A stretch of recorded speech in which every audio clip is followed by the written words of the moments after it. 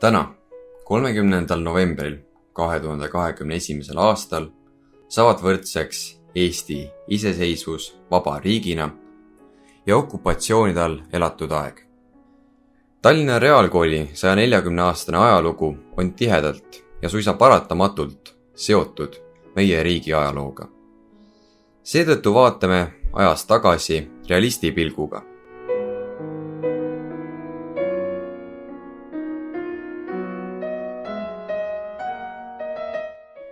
Sada aastat hiljem, 2018. aasta veebruaris, tähistas koolipere Eesti Vabariigi sündi ühise ajarännakuga.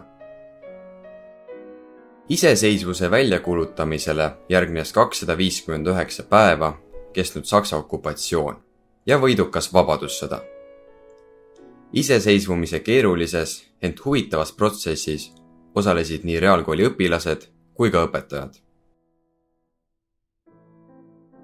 Esimesel iseseisvusperioodil sündis reaalkool uuesti Eesti koolina.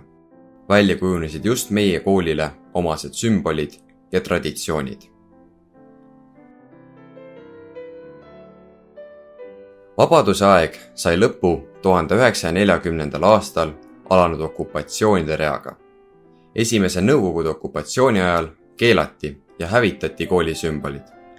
Võeti maha reaalipoiss, mis 1941. aastal alanud Saksa okupatsiooni ajal tagasi toodi. Märtsi pommitamise ajal sai kooli ümbrus rängalt kannatada. Reaalipoiss hävitati uue Nõukogude perioodi ajal, mil kõik meile olulised sümbolid keelati ning juurutati uusi Nõukogude traditsioone.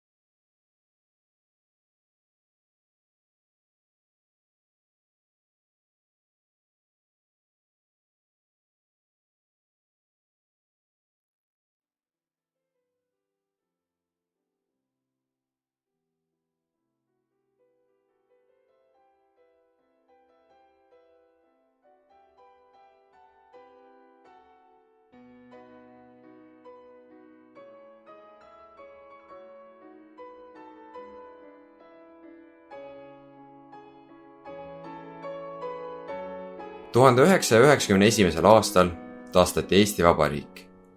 Reaalkoolis võeti kasutusele vanad sümbolid ja traditsioonid. 30 aastat hiljem meenutas koolipere taasiseseisvumise aastaid ajarännakuga. Ajaloolises kõnepuldis kooli aulas on kõnelenud kõik Eesti Vabariigi presidendid.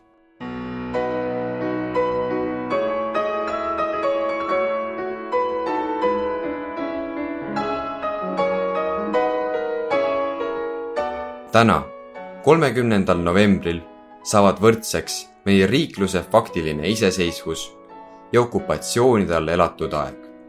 See tähendab, et nii meie riigi vabadus kui vangipõlv on mõlemad kestnud 18 950 päeva.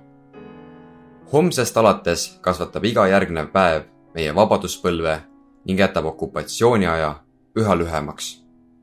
Elagu vaba Eesti!